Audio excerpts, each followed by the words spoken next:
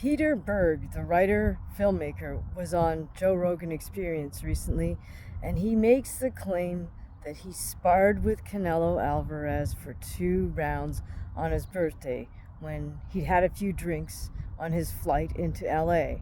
Now, writers who claim that they spar with world champion boxers, that's absolutely one of my pet peeves. Peter Berg is not alone. I think Norman Mailer and George Plimpton also made these ridiculous claims. Getting in the ring with somebody and moving around is distinct from sparring. The word sparring implies that there's some bad intentions between the two parties in the ring.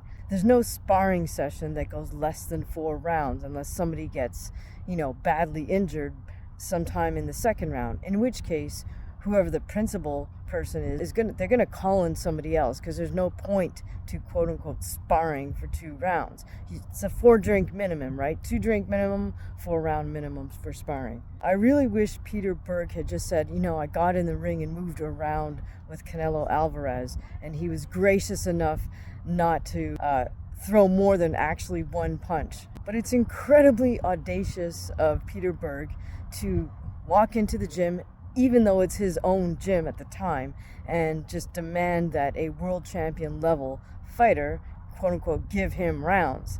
It's an absolute interruption of whatever the heck Canelo Alvarez was doing that day in the gym, and it's a waste of Canelo's time for 2 rounds. Then he has to jump back into his workout after Peter Berg got his little jollies, right? Now, you would think that somebody whose chosen craft is being a wordsmith would understand the definition of the word sparring. Joe Rogan was too polite to correct Peter Berg on this point, but I really wish that somebody at some point would just pull Peter Berg's coattail, as they say, and let him know, look, dude, don't say you ever sparred a professional fighter, period.